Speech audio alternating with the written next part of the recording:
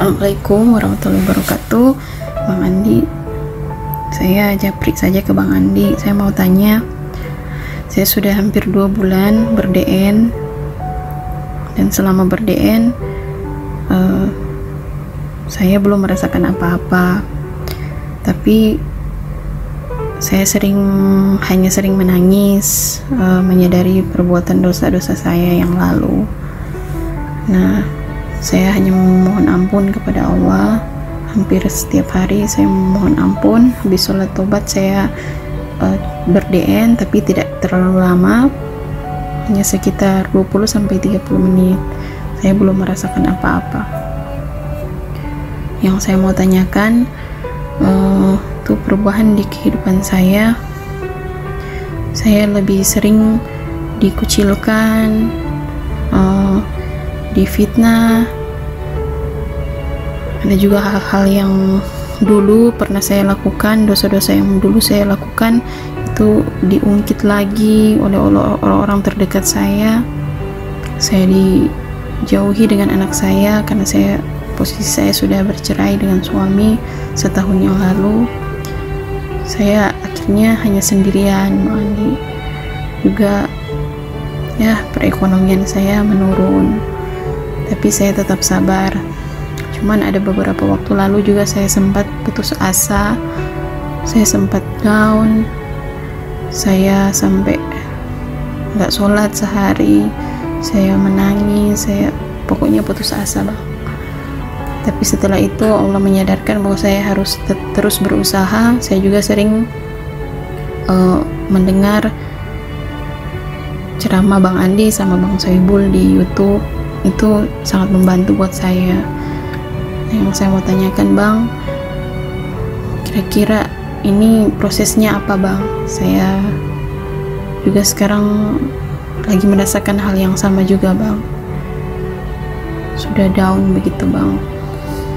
Terima kasih, Bang Andi. Saya tunggu jawabannya. Assalamualaikum warahmatullahi wabarakatuh. Waalaikumsalam warahmatullahi wabarakatuh. Terima kasih Bu Silvana sudah berbagi pengalaman. Jadi mengenai perjalanan dalam berzikir nafas itu memang semua orang akan mengalami, kebanyakan ya. Tapi kalau menurut saya sih, kalau betul kita itu mendalami zikir nafas, pasti titik perjalanannya sama, yaitu akan mengalami yang namanya proses bantingan Allah atau pencucian dari Allah. Istilahnya masuk laundry dulu kita ini masih banyak kekotoran diri, masih banyak kita berhala diri ya, masih banyak keakuan diri ya, pokoknya berkaitan sama diri lah. Tapi kita nggak bisa melihat sejatinya Allah. Yang kita lihat hanya diriku, atau yang kita akui hanya aku. Allahnya nggak ada. Nah, jadi ketika kita mendalami zikir nafas, step pertama itu kita akan memasuki wilayah banyak nangis. Itu betul. Semua yang dulu kita nggak pernah nampak dinampakkan oleh Allah. Salahmu ini, salahmu itu, dosamu ini, dosamu itu dikasih lihat semua, sehingga kita di situ jadi banyak menangis, yaitu menyesali segala perbuatan di masa silam. Di situ kita merasa betul-betul memohon ampun kepada Allah. Tapi nggak boleh juga terlalu lama. Nggak boleh juga terlalu lama menghakimi diri sendiri atau menzolimi diri sendiri. Karena kalau kita terus merasa bersalah, merasa berdosa, merasa hina, merasa kotor, sejatinya kita itu tidak meyakini bahwa Allah itu Maha Pengampun ya.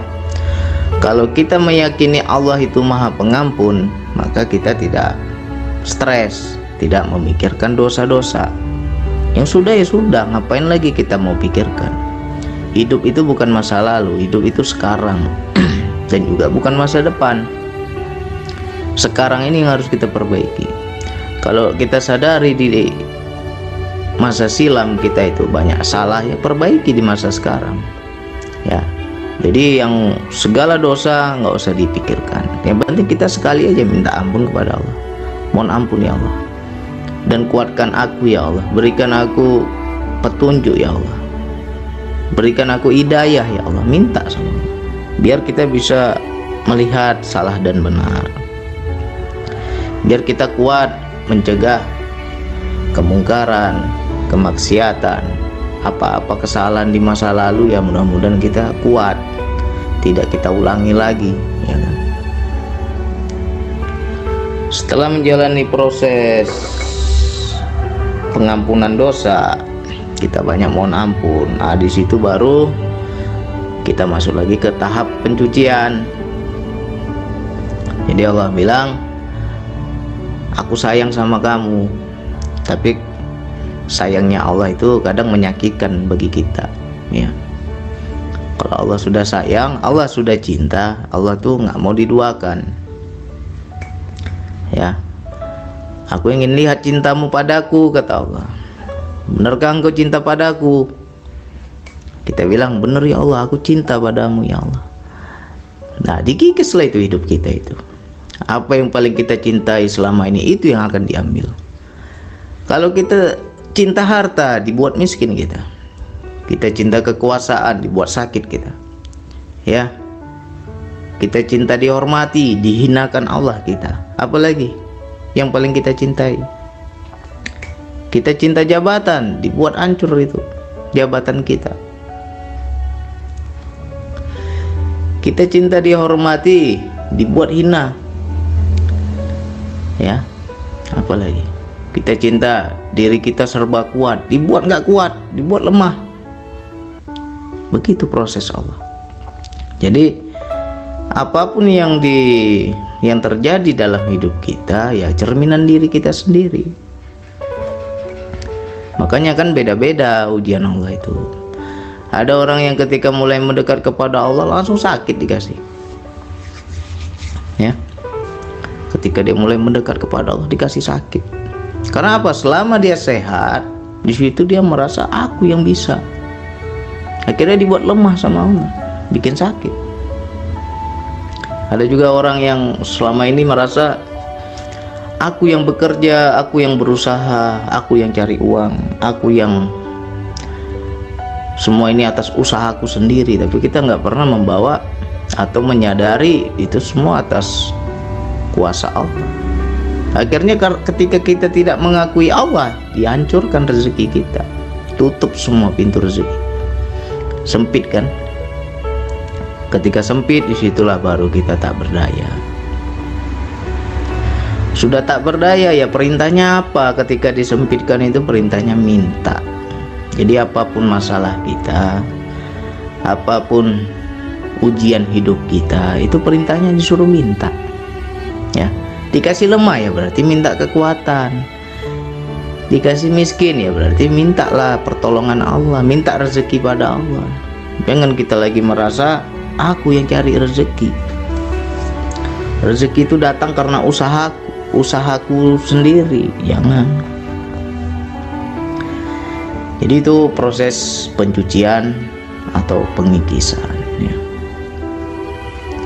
Ya samalah seperti saya dahulu uang banyak, semua ada, serba bisa. Saya merasa saya cari uang, akhirnya apa? Sombong sama istri, angkuh kita sama istri. Ketika kita dibuat nganggur, dibuat kita nggak punya uang, kebalikannya, habis kita diajar istri ya kan. mana uang ya berarti itu kan secara hakikat ya ada azab juga dari Allah, itu ada hukuman dari Allah atas apa? Kesalahan kita di masa lalu. Jadi ya tinggal kita terima. Jadi kalau kenapa ya bang kok ujiannya nggak habis-habis bang, ada lagi ya, berarti dosa kita belum habis ya. Dosa kita ini belum habis. Kalau udah habis dosa nggak ada lagi tuh sakit, nggak ada lagi perih, nggak ada lagi sedih. Nah tinggal bagaimana kita menjalani aja sekarang. Ketika dikasih kepahitan, keperihan, pencucian, hidup kita dibanting, apalagi ya terpuruk, satu aja yang kita harus prasangka baik. Apa itu bang? Anggap aja Allah sedang mengampuni dosa-dosa kita di masa lalu. Jadi keperihan-keperihan itu sebagai penebus dosa kita di masa lalu. Masih untung ya, itulah saya bilang masih untung sekarang kita langsung dicuci daripada di akhirat dicuci nanti. Lebih nggak ada lagi waktu untuk berbenah ya kan. Kalau sekarang langsung Allah cuci, langsung Allah balas, masih enak ya kan. Itu satu, kita merasa sebagai penembus dosa. Itu prasangka baik yang pertama. Prasangka baik yang kedua, di situ Allah hendak menunjukkan kuasanya. Itu aja mindset kita ya. Pikiran kita itu di situ aja. Misalkan sempit rezeki ya, berarti Allah hendak menunjukkan Dia pemberi rezeki. Makanya kita disuruh minta ya.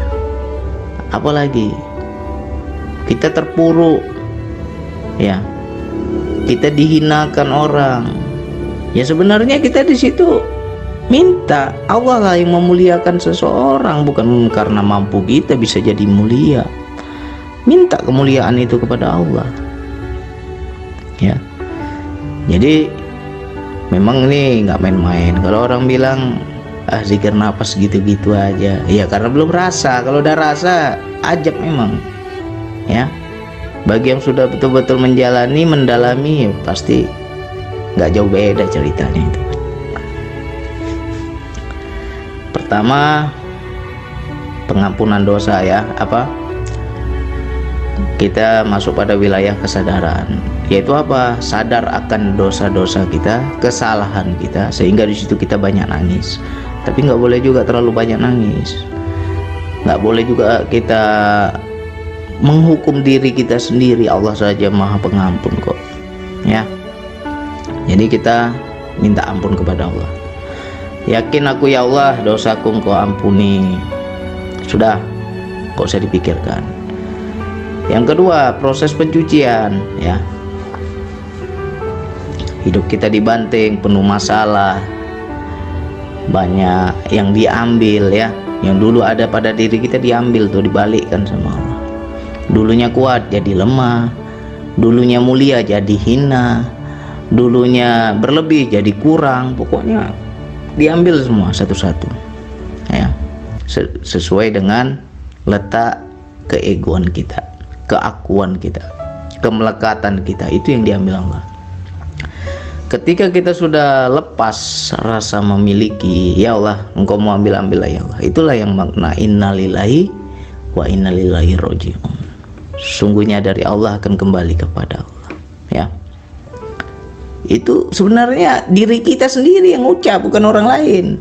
Ketika orang itu kehilangan segala sesuatu yang dia miliki, kembali kepada Allah, dia orang lain yang ucap. Sebenarnya bukan orang lain itu yang ucap, kita sendiri yang ucap, karena kita yang miliki ya. Jadi makna innalillahi itu harus kita betul-betul kita serap itu. Sudah, oke ya Allah, semua darimu, kembali kepadamu. Aku berserah ya Allah, aku terima ya Allah ya. Lepas itu, hilangkan rasa sakit kita ketika diambil Allah itu. Itulah namanya proses pencucian. Jadi ketika kita sudah melepas, baru Allah akan kembalikan. Nah itu cepat atau lambatnya tergantung kemelekatan kita. Kalau kita seandainya dibanting Allah tentang rezeki nih misalnya, dulu saya Bang DN, saya nggak mendekat ke Allah, rezeki saya lancar Bang. Ketika saya mendekat, langsung jatuh miskin saya Bang. Berarti kan Allah ambil tuh, biar kita melepas kemelekatan kita pada dunia, pada harta ya. Itu cepat atau lambatnya tergantung kemelekatan tadi. Kalau cepat kita lepas, ya udah ya Allah, kalau ini darimu, kembali padamu, aku siap. Aku nggak susah hati lagi, aku kembalikan padamu ya Allah. Kalau siap kita cepat melepas kemelekatan diri itu cepat juga Allah balikin. Ya, tapi kalau di hati kita masih berat ya Allah, berat, itu ditarik terus tuh pelan-pelan sampai kita terbiasa. Ya, sampai kita betul-betul menerima. Misalnya kita dulu punya uang, sekarang nggak punya uang. Ketika nggak punya uang kita berontak, nggak menerima, ya kan? Ketika kita nggak menerima itu, ya Allah tarik terus, dibikin terus itu susah terus kita. Sampai kita terbiasa nggak punya uang. Kalau sudah terbiasa, baru nanti Allah balikin. Ya, dimana letak kecintaan kita? Di situ yang akan Allah ambil. Nah, jadi bagi teman-teman yang menjalani zikir nafas dan merasakan proses bantingan pencucian Allah, banyak sabar ya. Itu masih harus banyak bersyukur lah kita. Coba kita ingat-ingat sekarang sudah berapa lama proses bantingan itu. Nyatanya kan tetap juga kita masih dibantu oleh Allah, masih juga kita ditolong oleh Allah. Ada saja rezekinya, ada saja pertolongan Allah. Coba kita lihatlah, pasti ada. Walaupun nggak seperti dulu, tapi selalu ada. Di situ bukti bahwa memang Allah itu suruh minta sama Dia. Nah, di situ baru Allah akan kasih. Ya. Jadi itu yang dibilang berhala diri itu. Berhala diri itu bukan jin, korgin, kodam. Ya, bukan itu aja berhala. Berhala itu kemelekatan diri kita. Apa yang lebih kita cintai dibanding Allah? Ya. Kalau itu yang kita lebih cintai, itu yang diambil. Jadi tinggal sekarang Bang Adi macam mana? Bang Adi sudah aman? Apa nggak dibanting lagi? Saya pun masih dicelup-celup ini kayak tai celup, ya kan? Diangkat, dicelup lagi, diangkat, dicelup lagi, mengap-mengap juga saya. Karena apa? Bertingkat-tingkat juga proses itu, ya kan? Jadi sama-sama kita belajar, sama-sama kita jalani. Jadi ketika kita susah, jangan lihat susahnya, tapi lihat Allah hendak menolong ketika aku susah. Itu aja mindset kita. Ketika aku nggak ada uang, berarti Allah hendak memberi rezeki dengan pertolongannya. Ya, jadi kita prasangka baik terus. Ketika aku nggak mampu, berarti Allah akan mampukan aku. Ketika aku dihinakan makhluk, berarti Allah akan memuliakanku. Itu aja mindset kita. Jadi yang kita lihat Allah terus. Ya. Jadi untuk teman-temanku yang saat ini sedang dibanting, sedang dicuci, sedang masuk laundry, ya, proses itu namanya. Sampai betul-betul kita lepas yang namanya kemelekatan diri. Nggak ada lagi di diri kita udah. Ya, sampai kita terbiasa. Kalau masih belum terbiasa, ya itu cuci terus itu sampai terbiasa. Ya, mudah-mudahan ini menjadi semangat, menjadi obat ya bagi yang saat ini sedang dibanting. Sabar, di situ tanda Allah itu sayang pada kita, ya. Allah ingin nolong kita nih, tapi nggak mungkin Allah mau main tolong-tolong aja kalau tidak ada peristiwa kita itu susah. Nah, ketika kita susah tuh baru kita minta tolong, baru Allah kasih tolong, Allah bantu, Allah berikan pertolongan. Nah, jadi begitu mindset kita seharusnya. Ya. Allah hendak menunjukkan kuasanya. Jadi dibuat proses gitu. Ya, ngeri-ngeri sedap ya. Ya memang ngeri-ngeri sedap lah. Namanya jalan ketuhanan ini nggak main-main. Ya. Berarti kita sudah di jalan yang benar. Nah, jangan pula kita sudah di jalan yang benar karena sandungannya terlalu berat, apalagi ujiannya terlalu berat, di situ kita nggak kuat, kapok, nggak mau lagi aku amalkan DN lah, berat kali ujiannya, nggak sanggup hidupku. Berarti di situ kita sudah kalah. Ya, jalani aja terus. kalau kita sudah menapaki jalan ketuhanan, untuk teman-temanku memang ujiannya berat, tapi jangan pernah kita berpatah balik ya. Ada ayatnya itu, janganlah kau kafir setelah kau beriman, kata Allah. Itu ada ayatnya. Jadi ketika kita sudah mulai beriman, jangan balik lagi, jalani terus. Mau hancur, mau babak belur, mau benjol-benjol, ya berserah aja pada Allah. Yang penting apa? Bersih kita, lebur dosa-dosa kita di masa lalu ya. Yang penting kemelekatan diri kita lepas, berhala diri kita hancur, itu aja. Jadi untuk teman-temanku semua, banyak-banyak sabar dan banyak-banyak prasangka baik. Lihat saja kasih sayang Allah, pertolongan Allah pasti ada. Oke, hanya itu yang bisa saya sampaikan. Wassalamualaikum warahmatullahi wabarakatuh.